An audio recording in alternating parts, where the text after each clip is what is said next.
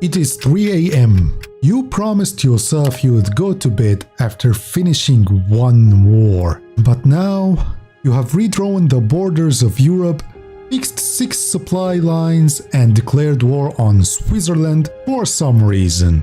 And somehow, you still think you're going to bed after this next focus. If that sounded a little too familiar, you're in the right place, so go ahead and hit that subscribe button. Anyway, why does this always happen? It starts simple. You check your factories, your focuses, your divisions. You're just making a few adjustments. But then, a major faction suddenly declares war on you. And before you even process what happened, the whole front is on fire. You're redrawing lines and microing divisions. You tell yourself it is fine. Just one more focus and I'll stabilize the situation. Then you see it. The sun coming up. And that's when it hits you. You've spent the whole midnight playing this one game. The crazy part is, HOI4 is designed this way. Every mechanic, focuses, production lines, construction queues, they all move just slow enough that you want to stay for one more tick. You're constantly in a cycle of waiting, planning, adjusting. There is no pause in your brain. No break point. You don't realize it while playing, but the game has raised the concept of time itself. And by the time you notice, it is already tomorrow. You lean back in your chair, the borders are redrawn, and your flag covers half the map.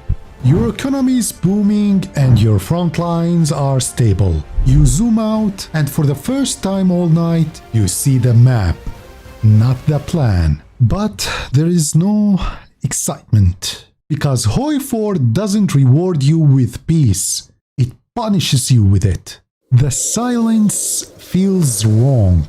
You need something to manage, something to fix. And that's when you realize you have been chasing progress, not victory. The satisfaction wasn't from winning, it was from managing chaos. And now that chaos is gone, it suddenly feels empty. Paradox didn't make HOI4 to be won, they made it to run. They built HOI4 to never really end. Every focus, every production line, every little decision, it is all designed to give you almost enough satisfaction to stop, but never quit. Even DLCs that add new national focuses and new mechanics help fuel those feelings. And of course, the community helped even further with endless mods that offer endless choices. And suddenly we're all back in the game like we never left. Maybe the reason we keep coming back isn't just because it is fun, but because HOI4 gives us something real life doesn't. A sense of control. Every problem in the game has a fix. Every crisis can be managed. And when the world feels unpredictable, HOI4 gives us a map we can actually control. Maybe that's why 3 a.m. doesn't feel like a mistake, until you see the sun coming up and realize it kinda was. If you made it this far, you probably know that feeling too. So go ahead and hit subscribe. And if you want to dive even deeper into why HOI4 players can't stop playing, click on this video right here. It has been about 10 years since HOI4 was released, and whenever my friends see me playing it, they think I am some kind of alien or Einstein seeing things beyond their understanding. Especially when they check out my YouTube channel. They are like, yeah, this guy is living in his own world, just playing games like HOI4, which is true. Because HOI4 isn't for everyone. Even some people who normally play strategy games don't find it appealing, simply because it is just too complicated. And that's when I think, yeah, try something like Black Ice, then talk to me about complexity. But then again, I thought about how I could explain HOI4 to people who don't play it. Maybe start with something simple, something that everyone can understand. Starting by saying HOI4 is a game about World War II.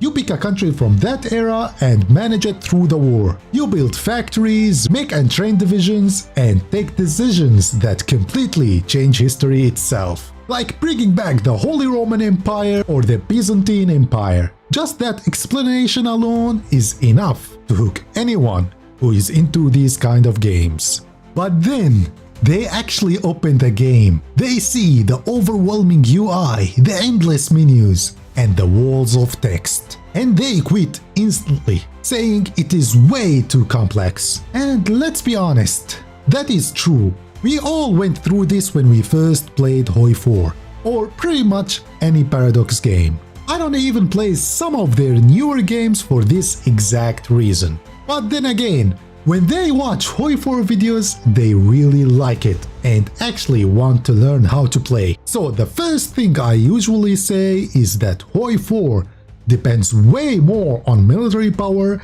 and strengthening your nation than on the economy. And yeah, it looks complex, but you can automate most things and focus on learning one aspect at a time. For example, you can let the AI handle microwing by just drawing a battle line and setting up a battle plan. And while it is true that battle planning fails most of the time, but that's usually when the players start paying attention to why their army is so bad and what actually makes it good. That's when they begin learning how to make good divisions, what stats matter, and what actually helps them win battles. By that point, they would have also figured out supply too, and how it is the single most important thing affecting combat. They would have also learned about fuel and how it is very important for their air force, navy, and tanks, because without it, these forces become useless. So the point is, you don't have to learn everything at once. You can focus on one thing at a time. Most of the time, you're learning while doing research and national focuses almost randomly, without fully knowing what everything actually means. And that's completely okay. We have all been there, researching tech that is totally useless or unrelated to what we're trying to do. Or going down a national focus path only to realize later that we locked ourselves out of something else. Then there is the pain of learning tank and airplane design. Honestly, it took me a long time to learn those. I ignored them at first because I didn't understand them at all and I was just running line infantry. But once I realized that line infantry alone wasn't going to cut it, I started experimenting and learning new things. Like trying new divisions templates, which eventually meant using tanks. And that forced me to actually learn tank design and how it works. I think the same thing happens to almost every new HOI4 player. It is totally fine to ignore tanks and other complicated systems at first. You need to learn the basics before diving into the advanced stuff. And that's what makes explaining HOI4 to someone who's never played it so hard. They don't realize at first that it is okay to ignore most of the complicated things in the beginning. And here is a bit of a controversial take. It is probably best to let new players start without any DLCs, because DLCs just add more complex mechanics and some of them are hard to understand even for casual HOI4 players. Things like tank designers, advanced research systems, and spies. Playing the base game first without all these additions can make it much easier for new players to understand what's going on. Then, once they get the hang of it, they can start adding DLCs one by one. And after hundreds of hours in the game, players usually start mastering most of the basics. The funny part is they don't realize at first that they spent hundreds of hours just learning basic mechanics. Then it hits them. They are actually enjoying the game because of that learning process. Let's be honest, if you told a new player upfront that it would take hundreds of hours just to master the basics, they would probably quit on the spot. That's why easing players into the game gradually without overwhelming them is the best approach. But the thing that really makes most HOI4 players fall in love with the game is discovering the workshop and the endless mods they can install. Different timelines, alt history scenarios, and entirely new ideas pull them even deeper into the game. They will also probably hate any DLCs that Paradox launch because they are really expensive and mods do a much better job adding more to the game than any DLC. They will realize that mods can transform HOI4 into a completely different game without paying any cent. And here's the good news. HOI4 is explained in tons of YouTube videos, so it is way easier now to learn the game and look up specific things new players don't understand. And let's be real, most HOI4 players, even the veterans, don't understand everything. Some people have thousands of hours in the game and still don't understand Navy. Personally, right when I finally started understanding naval combat, Paradox decided it was time to rework the entire Navy system. Thankfully though, the newer Navy mechanics are a lot simpler, so I was able to pick them up pretty quickly. So even if there are parts of the game we don't fully understand, we can still play it and enjoy it. There is always another challenge, whether it is learning a new mechanic or working towards unlocking Steam achievements. And trust me, some of those achievements are hard as hell. You will probably curse the game hundreds of times trying to get them. So tell me, have you ever tried convincing one of your friends to play HOI4 or tried explaining it and completely failed? Because I have been there. Unfortunately for me, my friends weren't even into strategy games. They were more into open world survival stuff. So they didn't even give me a chance to explain it. And yeah, if your friends aren't into strategy games, they are probably not going to play HOI4 or even watch HOI4 videos. That being said, I know there are plenty of players out there who have successfully convinced their friends to try HOI4, and they actually ended up enjoying it. If you're one of those people, let me know how you managed to convince them. If you like this video, don't forget to leave a like and comment your thoughts. And make sure to subscribe for more HOI4 content. Let's be honest, nobody really understands the Navy in HOI4. You open the tab, see 100 random stats, and 5 minutes later you have either given up or just spammed submarines like everyone else. And trust me, I've tried to learn it. But every single time I end up asking myself the same thing. Why bother? Battleships sink, fleets vanish, and somehow my convoys keep getting destroyed no matter what I build. And that's the problem. HOI4's Navy is a mechanic that feels more like a mystery than a strategy. Most players just avoid it, or worse, pretend it doesn't even exist. The moment you open the ship designer, it throws a wall of stats at you. Armor, speed, range, visibility, and you're supposed to know how all of this fits together. You start tinkering with modules, radars, guns, torpedoes, watching the numbers change, but never really knowing if what you just made is actually good. And even if you do build that perfect design, you spend years to produce a shiny new battleship, and the second it hits combat, boom, it's gone. The worst part is, even if you don't care about the Navy still cares about you. Because convoys. Every single game, they are the silent killers. One moment your troops are well supplied, the next moment they are starving because some random enemy sub just wiped out your transports. And it is not just supplies, your trade gets wrecked too. If you're importing oil or rubber from across the sea, good luck keeping your factories running when those convoys start vanishing. You can spam escorts, patrol the sea, set strike forces, it doesn't matter. Convoys will always get raided. And let's say you finally get into an actual naval battle. Good luck making sense of it. Numbers everywhere, ships exploding left and right, and the battle log looks like a wall of code. Half the time you don't even know who's winning until your entire fleet is gone. At some point, every HOI4 player reaches the same conclusion. If the Navy doesn't make sense, just don't play it. That's why submarine spam exists. They are cheap, easy to mass produce, and they actually work without needing a PhD in naval mechanics. You don't need to understand fleet composition or doctrines. And if you're not spamming subs, chances are you're just ignoring the Navy completely. And if you cannot naval invade, you can simply paratroop your way across the sea. The thing is, with most mechanics in HOI4, the more you mess around with them, the more they start to make sense. After a few campaigns, you figure out how to design tanks, how to set up your air force, how to optimize supply. But the Navy?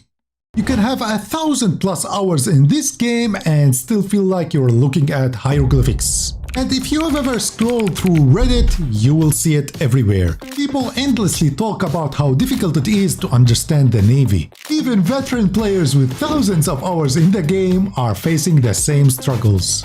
And sure, you will always find that one guy who claims to have mastered the Navy. But for everyone else, it is subs or nothing. So, is there actually a way to make the Navy in HOI4 fun?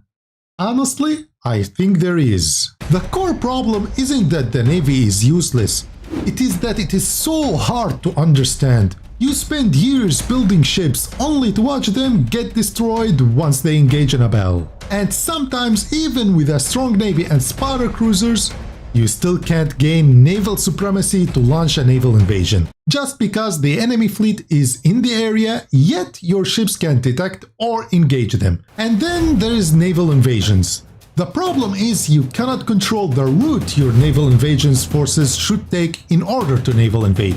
The game just automatically does that route for you once you plan the invasion. Paradox really needs to fix these issues ASAP. Because here's the truth, the Navy could be one of the coolest parts of HOI4. Controlling the seas should feel powerful, dramatic, game-defining. Instead, most players just ignore it.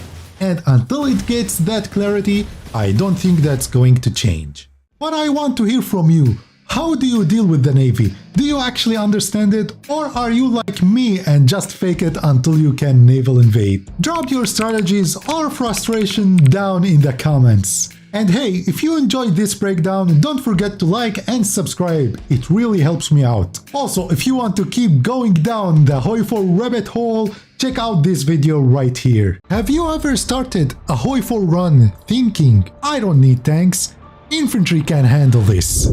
And then it happens.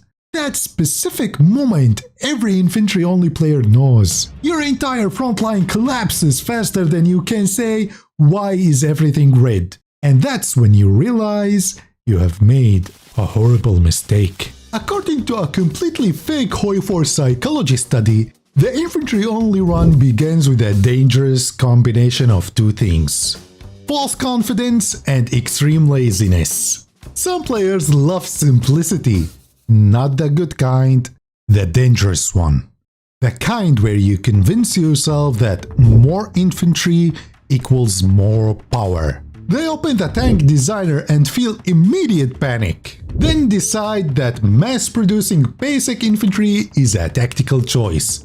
But in reality, they are just looking for the easy way out.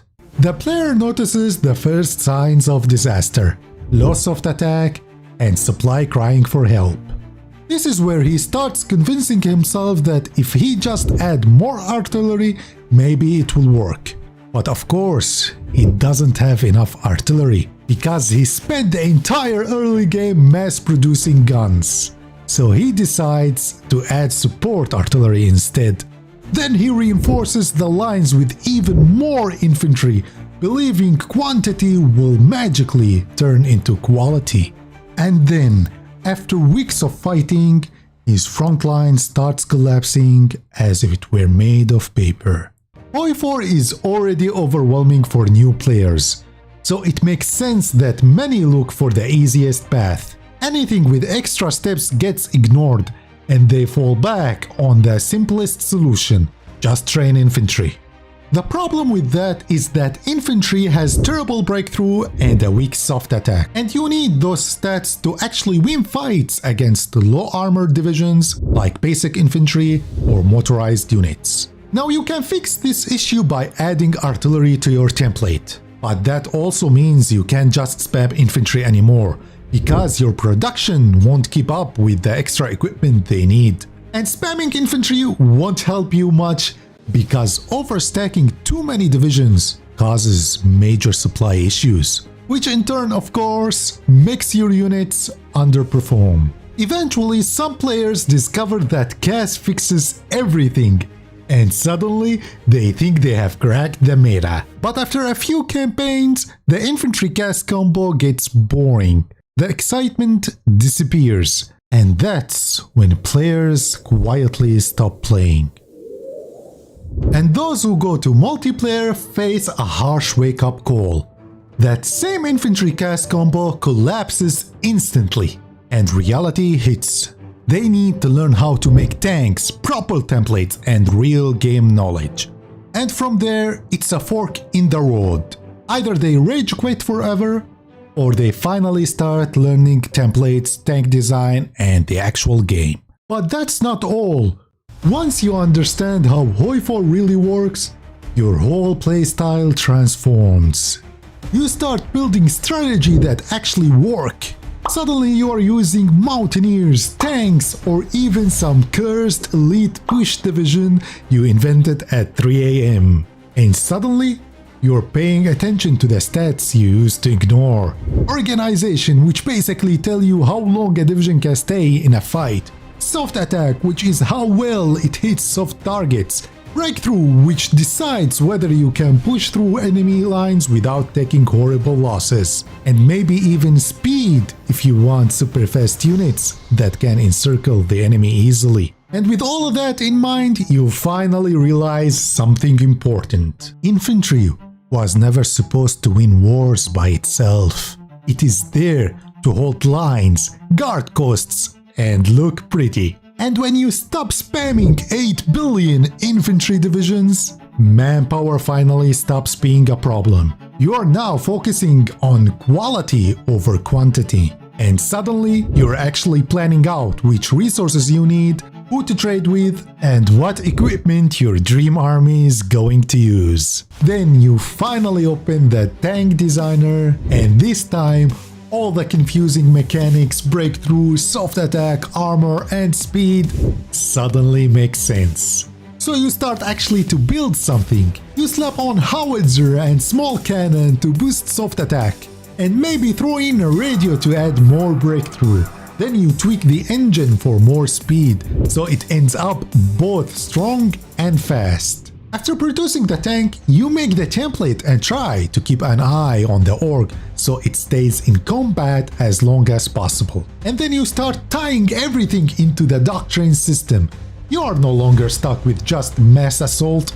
Now you're trying out mobile warfare, superior firepower, all sorts of stuff. And the second that division hits the field, you feel like you've just unlocked a secret weapon that's going to let you take over the world. Then you finally see it in action and watch how it's tearing through enemy lines like a hot knife through butter. Suddenly you're pulling off encirclements with A's and wiping out enemy troops without breaking a sweat. And from that moment, you swear you will never go back to infantry-only games. You are now the monster you used to fear in multiplayer. And from that moment on, you start experimenting even more with division templates or even with designing a tank. But you haven't become unstoppable yet, because eventually you realize your cool, unique divisions get stumped by what everyone calls the meta. And that's where you hit another fork in the road. You either surrender to the meta and start following it and slowly become obsessed with it, or you hold on to your creative spirit and keep inventing weird divisions that actually work. Now, sure, following the meta wins battles easily. Just stick to the spreadsheets and boom, everything dies. But it gets boring fast. You will probably end up quitting the game. Just like when CAS was discovered and the infantry CAS combo became the only strategy in the game back when infantry only games was a thing. And the problem is that most meta divisions are so overpowered, they can crush basically anything in their way. That's why a lot of multiplayer games run rules like no Space Marine divisions, which is basically the trick of mixing armored units with infantry to boost hardness and take way less damage. And honestly, that's probably why you don't see that many people playing online. Most HOI4 players enjoy it as a single-player game, because there, you're not forced into following the meta. You can experiment, get weird, and actually have fun doing it. But the downside is, the AI is terrible at making divisions that actually work, which means almost anything you design will end up being viable. But that's also why mods like Ship Mod exist. They massively improve the AI, so it actually becomes challenging to beat. If you made it this far, you're basically part of the channel already. So smash subscribe, drop a like, and check out the next video about HOI4 player types. It is basically the entire community, but in a video form. Every HOI4 player says they want HOI4 to be more streamlined, until Paradox actually does it. Suddenly, the game's too easy, too casual. That's why for most HOI4 players, complexity isn't a frustration. It is comfort. Every extra mechanic, every micromanaged frontline, it makes us feel in control. So what's going on? Why do HOI4 players fear simplicity more than anything else in the game? Paradox didn't always make HOI4 this complicated. The game started out with a pretty straightforward system. You build tanks, planes, and ships and send them to war. But over time, something changed. Suddenly we got the tank designer, the airplane designer, supply reworks, officer corps, the intel agency, and even special projects. All of them could have been simple menus, but instead they became entire mini-games. Because Paradox knows their audience. They know that to HOI4 players, realism isn't about immersion. It is about control. The more steps it takes to build a tank, the more it feels like ours. And the funny part is, we love it that way. So hit subscribe and let's break down that mindset. Every new system gives players the illusion of mastery. You spend hours designing the perfect tank, optimizing every number, and even if that tank performs the same as a pre-made one, it feels like you did something smarter. We'd rather micromanage 50 divisions by hand than trust the game for 1 second. Because control feels good. Complexity gives us a sense of importance, that we are not just playing a game, we are managing a war. And that's exactly why HOI4 players fear simplicity, because simplicity means realizing how little we actually control. Paradox could simplify everything tomorrow, automate the supply system, remove equipment variants, flatten production lines. And HOI4 players would hate it. Not because it is worse, but because it is less to control. We want the challenge of managing the chaos, even if we are the ones creating it. That's what makes HOI4 feel alive. Not only realism and balance, but also that constant sense of barely holding it all together. The truth is, complexity is what makes HOI4 brilliant, but it is also what traps it. Every new system adds depth, but also distance between new players and the veterans who already memorized the spreadsheets. And maybe that's why HOI4 will never be truly simple. Because that tension between control and chaos is what keeps us coming back. Not just for new content, but for new ways to overthink the same war. Take a look at the upcoming DLC No Compromise, No Surrender. There is not only new focus trees for Japan, Nationalist China, Communist China, and the Philippines, but also a full rework of military doctrines, expanded factions, and a naval rework. On paper, that's plenty of depth. But what you are really seeing is another layer of complexity, another set of systems to master. And for the veterans who memorize the spreadsheets, that's the draw.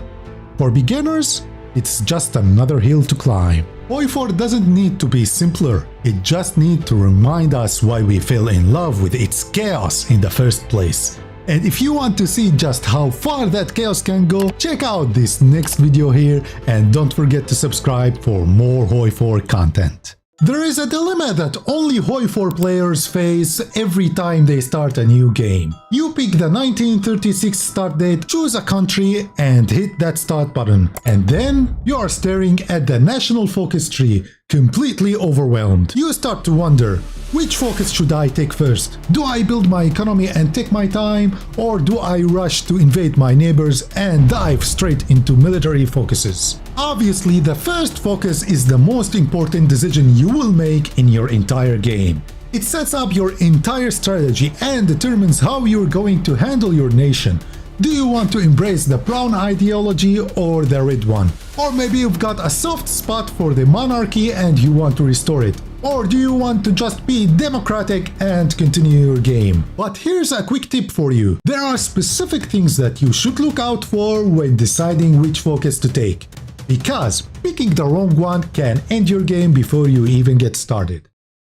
Okay, first thing you need to look out for is your economic situation. Does your country have a strong economy right from the start, like the USA or Germany? Or are you struggling and need some time to build up like, say, Brazil or China? If it is the latter, it might make more sense to prioritize focuses that improve your industry before diving into military expansion. Next up is your military. Does your country start with a strong one, or are you still stuck in the World War I era with an outdated equipment? Countries like Poland, for example, need to work on their military ASAP if they want any chance of surviving a German invasion. Unless, of course, you are thinking about flipping ideologies, and that's when your priorities completely change. And let's not forget expansion. Do you have early opportunities to conquer neighbors or territory? For instance, Germany can often push into France well before 1939. And if that's the case, an early rush to expand your borders could be a solid call.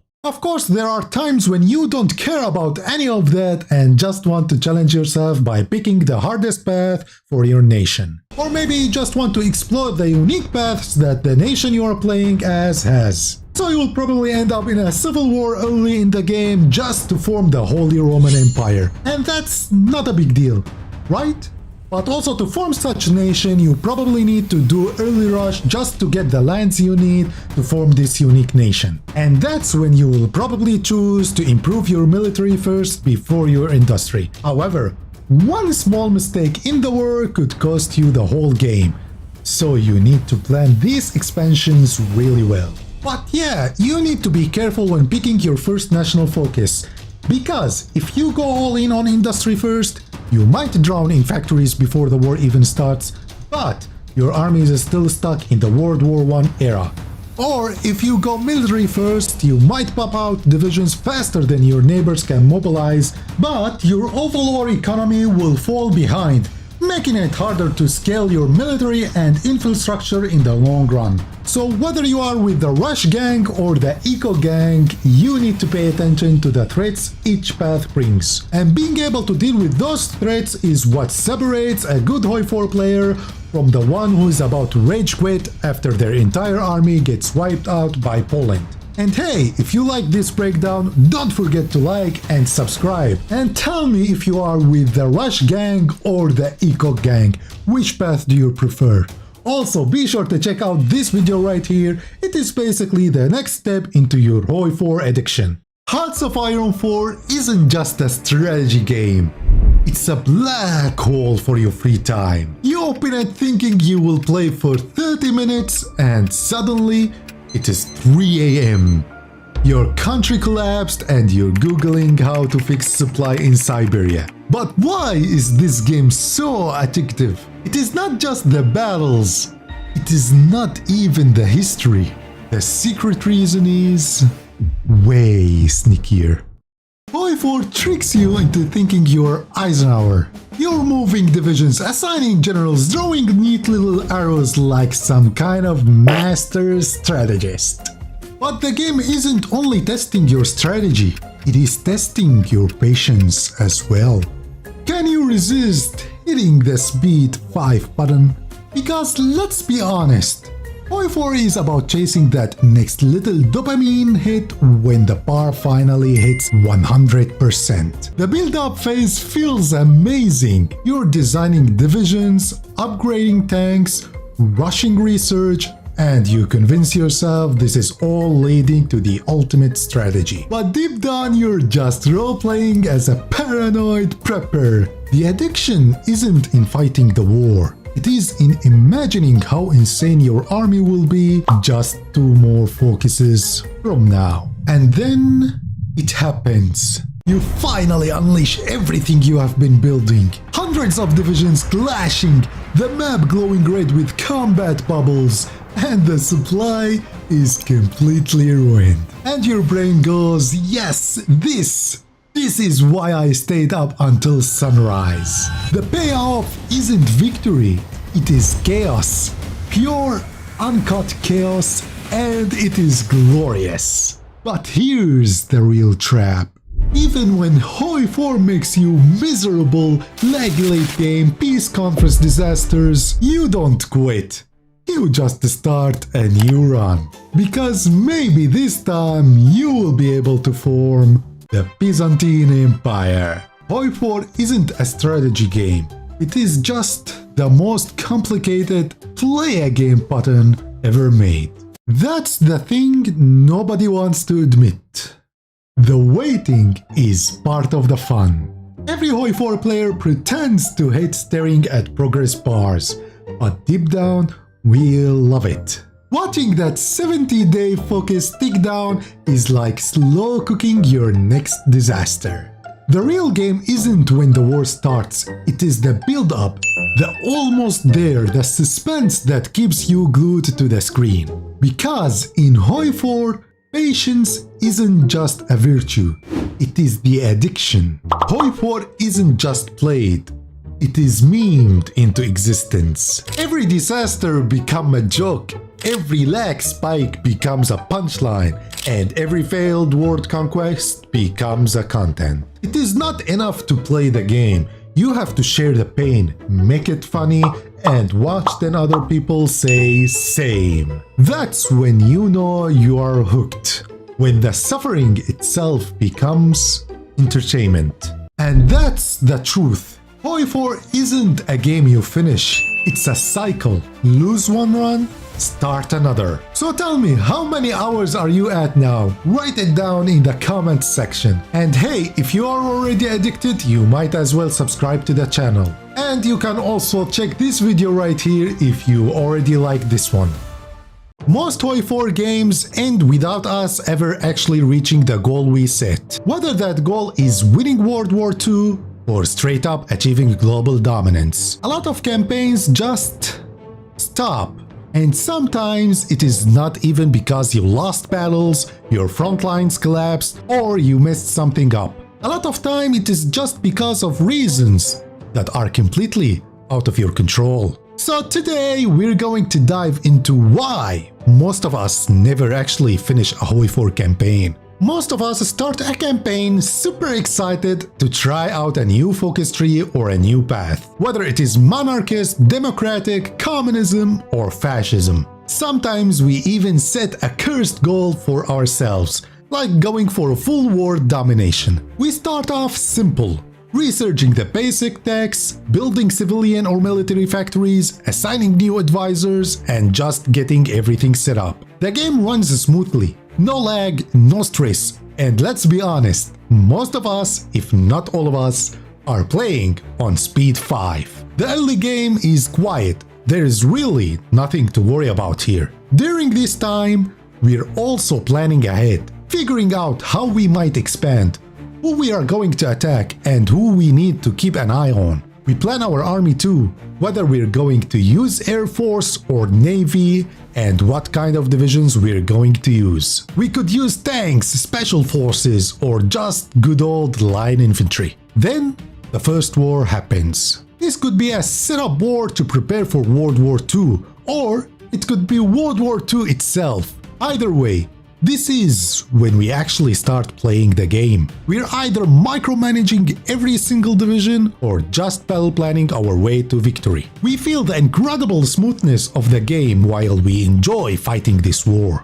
We grind experience to unlock doctrines and apply some army spirits. But this is also the stage where something can go wrong. And when that happens, we either end the campaign right there or just restart and try again. And when World War II hits, we became at the heart of the game. We're juggling multiple fronts, either attacking or desperately trying to defend. Maybe you're playing as the Axis, the Allies, or you have gone fully independent and made your own side. Either way, the stress level skyrockets. You're training more troops, planning naval invasions, and maybe even setting up few collaboration governments. You also manage different fronts and send help to your incompetent allies to save a front from collapsing. The war ends up taking most of your campaign time and energy before you can actually finish it. And once you do, you're exhausted, either from all the micromanaging or from constantly babysitting your completely incompetent allies. By this point, you have probably reached 1944 or 1945. Most of your tech is researched, and your national focus tree is likely finished. All of this slowly pushes you toward ending the campaign, even if you never actually finish the goal you originally set. At this stage, most players just give up on continuing, either because there's no new content left to play,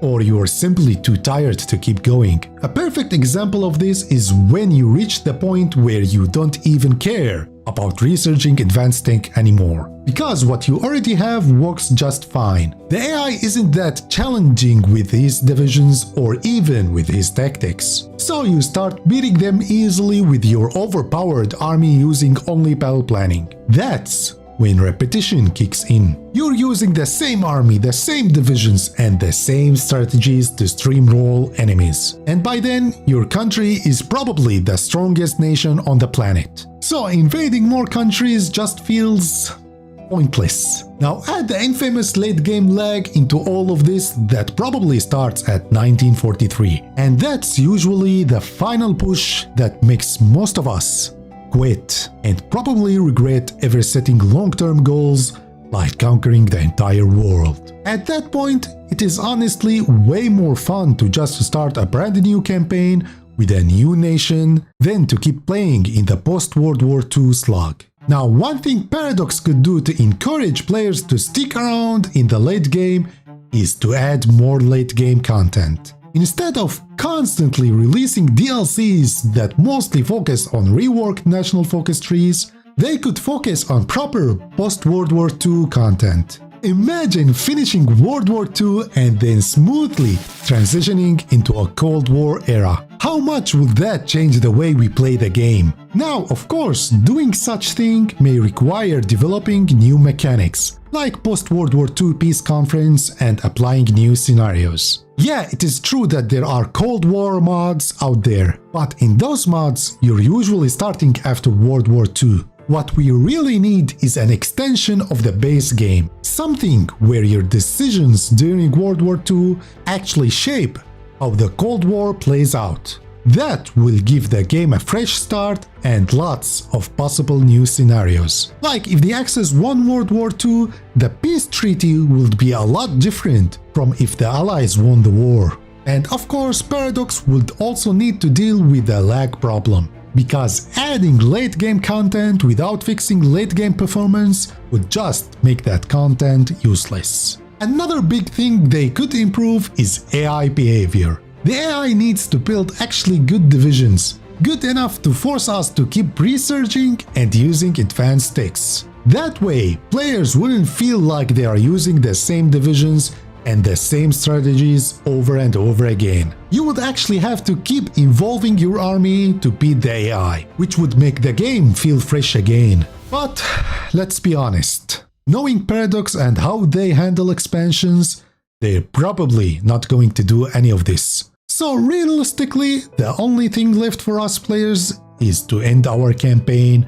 without ever finishing the goals we originally set. Or we solve the problem ourselves by installing mods. And let's be real, the only reason HOI4 is still alive today is because of the mods. Mods fix pretty much every problem we have talked about so far. Some of them are incredibly optimized and with barely any lag, like Old World Blues and Equestria at War, while others add way more content than the vanilla ever did, like Road to 56 and Kaiser Reich. And Kaiser Redux, of course, for the people who are really mad that I'm not even mentioning that mods in my videos. But if incompetent AI is your issue, there are also mods for that too. At this point, modders are basically doing Paradox's job, giving us content that is often far better than what Paradox offers. And on top of that, it is completely free. Unlike expansions that are priced so high they sometimes feel like you're buying an entirely new game. So honestly, I can't really blame players when they say they don't want to pay for something that already exists as a mod. Especially when that mod is sometimes even better from the original game mechanics. We always hear about how World War II was one of the darkest chapters in human history. Entire continents scarred, millions dead, cities flattered, and Europe absolutely devastated. But in the middle of all that destruction, there was one country that just kept getting hit from every direction: Poland. Now, before World War II, Poland had just gotten its life back together. For 123 years, Poland didn't even exist as an independent country. It was wiped off the map, carved up between the Russian Empire, the Kingdom of Prussia, and Austria-Hungary. Imagine your entire country just deleted. Then, in 1918, after World War I ended, Poland finally regained independence. And those interwar years, between 1918 to 1939, they were messy, but hopeful. Poland was basically rebuilding from scratch. Different railway system, different currencies, different legal systems.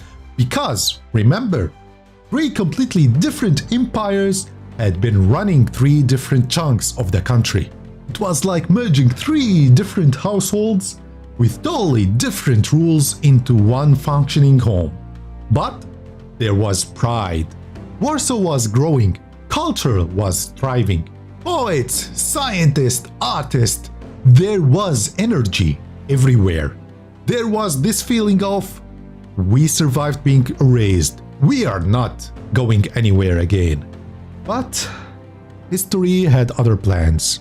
If you have ever played Hearts of Iron 4, you know this moment. It is January 1st, 1936. You load in as Poland, then zoom out. Germany is on your left, the Soviet Union is on your right. And the game doesn't even hide it. You have national spirits weighing you down. Your industry is limited. Your army is... well, let's not just talk about it. But the scariest part? The clock. You know what's coming. Because in 1939, Poland is just there, existing, minding its own business. And then Adolf Hitler looks over from Nazi Germany and basically says, yeah, I want that. And on the 1st of September 1939, Germany invades from the west. Poland fights back, hard, brave, outnumbered and outgunned. But they are still fighting. And then, on the 17th of September, the Soviet Union start invading from the east. Because, yes, behind the scene, Germany and the Soviet Union had signed the Molotov-Ribbentrop Pact, a secret agreement to split Poland between them. In the game, Germany signs this pact, but the Soviet Union doesn't actually declare war on Poland like it did historically. Instead, they just wait. Germany capitulates Poland on its own, and then the Soviet just takes the eastern half. No second front, no simultaneous invasion, no historical timing. I don't know why Paradox hasn't fixed that yet. Historically, the Soviet invaded while Poland was still fighting for its life. In the game, it is like they show up late to collect their share. But anyway, back to real history. Now imagine being Poland in that situation. You're getting punched in the face and then punched in the back at the exact same time. But actually, never mind, don't imagine that at all. Within weeks, Poland is carved up again, gone, off the map. But this time, it is worse. Under Nazi occupation, Poland becomes ground zero for absolute horror. The Nazis viewed Poles as inferior. Polish leaders, teachers, priests, and intellectuals were targeted, executed, and sent to camps. And of course, then there was the death camps. Auschwitz, Treblinka, and Sobibor were built on occupied Polish soil. Millions of Jews, many of them Polish Jews, murdered there as part of the Holocaust. Imagine watching entire communities razed on your own land. Cities destroyed. Culture burned. Meanwhile, in the Soviet control East, deportations, arrests, and executions were carried out. Thousands of Polish officers were killed. It is like both sides were trying to crush Poland's spirit. But here's the thing about Poland. They don't quit. Poland built one of the largest underground resistance movement in Europe, the Polish Home Army. Secret schools, underground newspapers, smuggling intelligence to the Allies. They even warned the world about the Holocaust. And then, in 1944, the Soviets are approaching Warsaw. Poland decides that it is time. It is time now they will rise. The Warsaw Uprising begins. For 63 days, Polish fighters, many of them teenagers, battle German forces in the ruin of their own capital. They're waiting for Soviet help. The Soviets stop outside the city, they don't intervene, the uprising collapses. Warsaw is systematically destroyed. And finally, by 1945, Germany is defeated. So, is it happy ending? Well, not really, because instead of full freedom, Poland ends up under Soviet influence. A communist government is installed. Borders shift westward. Millions are displaced. It is like surviving a nightmare, only to wake up in a different kind of nightmare. Poland lost about 6 million citizens in World War II, roughly 1 in 5 people. That's not statistics. Pay attention to that. That's family. That's culture. That's generations. But here's the part that defines Poland, like it is almost a person sitting next to you. You can invade them. You can erase them. You can occupy them. You can try to silence them. But they will keep coming back. Warsaw? It was rebuilt break by break, almost entirely reconstructed from ruins. The culture was revived, identity was preserved, and decades later, Poland pushed back against Soviet control too. In 1989, it regained full sovereignty over the fall of communist rule. And if Poland were telling you this story directly, it wouldn't just talk about tragedy. It would lean back and say, I have been knocked down more times than most, but I am still here. And honestly, that resilience, that absolute refusal to disappear, might be the most Polish thing of all. And what makes Poland interesting in HOI4 isn't that it is strong, it is that it is fragile. And yet players keep choosing it, because there's something powerful about taking the nation that historically had no way out and trying to rewrite the ending. From Polish-Lithuanian Commonwealth, push into Berlin, survive both invasions. It is alternate history, yes, but it is also a quiet acknowledgement of what happened. Because when you pick Poland in HOI4, you are not picking the easiest path. You are picking the one that history made the hardest. Every HOI4 player swears they are going to play a nice historical game. And then 5 minutes later, Austria-Hungary is back, the Kaisers ruling Germany and the USSR fractures. But why do we love breaking history so much? Why does alternate history feel more fun than the real path? Turns out the answer says a lot about both the game and us as players. At its core, alternate history is about one simple question. What if? What if the UK had restored the monarchy? What if the Soviet Union fractured before the Cold War even started? HOI4 let us explore these questions in a way no textbook ever could. Because history is fixed. We already know how World War II ends. But in HOI4, wrecking the script is what makes it exciting. The historical path feels predictable. Alternate history feels alive because it is full of surprises we have never seen before. But here's the thing. Alternate history in HOI4 isn't just about watching the world collapse in new ways. It is about you. Players project themselves into these timelines, rewriting history the way they wish it had gone. It is kind of power fantasy, not just controlling tank, but controlling the story itself. And it is not always serious. Sometimes the fun comes from the most cursed timelines imaginable. The Pope conquering Europe or Communist USA launching an invasion against Canada. Half the time it feels like HOI4 is secretly a meme generator with a strategy game attached. And Paradox know this too. That's why so many focus trees lean into crazy alternate paths. They realized people don't just want to replay the history books, they want to break them. And HOI4 gives you all the tools to do exactly that. For a lot of players, alternate history is the ultimate roleplay. You're not just moving divisions on a map, you're shaping the entire future of a nation. And it gets even wilder in multiplayer. Suddenly it is not just your imaginations, it's a dozen players all role-playing their own alternate timelines, colliding in the same world. And it is so addictive as well, because every tiny choice triggers a butterfly effect. Pick one focus over another and suddenly the world is unrecognizable.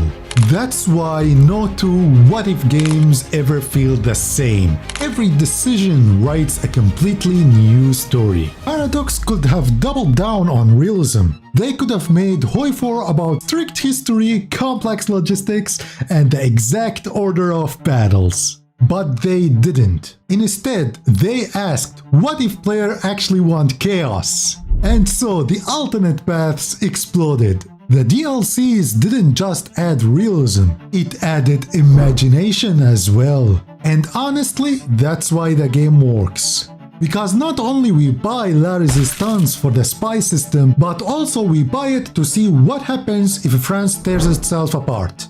But here's the thing. Paradox only started the fire. It is the modding community that turned HOI4 into an infinite playground. Mods aren't just about adding more nations or focus trees. They are about roleplay, storytelling, and rewriting history in ways the base game never dreamed of. Millennium Dawn, Old World Blues, Kaiserreich, they are not just content, they are a whole new universe stacked onto the same map. And honestly, without mods, HOI4 would have burned out years ago. Think back. How many games of HOI4 have you actually played historically? How many times did you stick to the script? And how many times did you flip the table just to see what would happen? That's the identity shift right there. HOI4 pretends to be a World War II simulator, but in practice, it's a sandbox where the rules are just suggestions and history is just raw material for chaos. Alternate history is the drug that keeps HOI4 alive, and it is also the thing that stops us from ever being satisfied. You tell yourself this run will be different, but halfway through a new idea pops up. Wait, what if Canada went with the brown ideology instead? And boom, restart. It is amazing, but it is also exhausting. The same thing that gives HOI4 its magic is also what makes it impossible to escape. HOI4 is history's biggest sandbox, and that's why we love breaking it. What is the wildest alternate history you've ever pulled off? Drop it down in the comments and don't forget to subscribe so you don't miss the chaos. And if you enjoyed this, check this video out next. You will see yourself in it. HOI4 doesn't just teach you strategy, it rewrites your brain. You start dreaming in combat with. You can smell that 30 with tank division from 3 tiles away. And even when you try to play differently, your brain just says, no. Build the same template, draw the same arrow, close the same pocket. Yeah, we are all addicted. You open a new game, maybe this time you will try something new. But 5 minutes later, you're already building that one template, choosing that one doctrine. It is like your brain's running on autopilot. And hey, if you have already caught yourself doing this too, you're exactly who this channel for. So go ahead and hit that subscribe button. Anyway, it works, so why stop? And that's why we keep doing the same thing again and again. You try to be creative. Maybe you go for mass assault or build a navy for once. But deep down, you know how that ends. Because HOI4 doesn't forgive experiments. One wrong move and your front collapses faster than France in 1940. And 10 minutes later, your economy is dead and you're back to square one. So you stick to what works. And that's the curse of HOI4 players. We don't want victory, we want validation. The feeling that we have finally built the perfect plan. You don't notice it happening, but HOI4 slowly teaches you what not to do. Every failed experiment leaves a scar, until one day you stop experimenting at all. You open a new game and your brain just autopilots. Because HOI4 doesn't just reward victory, it rewards repetition. Every time an sequence works, you get the same hit of satisfaction. And the meta? It feeds that loop. Because every time someone says, this is the best way to play, your brain hears, this is the only way to win. And maybe that's why breaking the loop feels wrong. We built a system that rewards safety and punishes creativity. And that's how we all got trapped in the same perfect plan.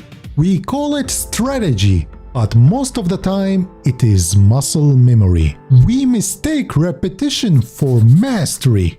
And the more we repeat, the more we convince ourselves that we are improving, when really we are just getting better at doing the same thing. But maybe it doesn't have to stay this way, because every once in a while you try something stupid, and it might work. The meta gives us control, a pattern to hold onto in a game built on randomness. And maybe that's fine, because every player needs something familiar to come back to. The same division, the same strategy, the same victory. That's the beauty of it. The loop isn't a prison, it's a comfort zone. And every time we step outside it, even just for one war, we remember why we fell in love with this game in the first place. So next time you open a new game, try something different. Pick a doctrine you have never touched. Try a division that makes no sense. Build a navy even though you hate it. You might lose half your army, but for a moment, the game will feel new again. And maybe that's what we have been missing. Not another victory, but the feeling of discovery. So, try something new even with what you watch. Hit subscribe and check out this next video. It dives even deeper into how we play this game and why we can't stop.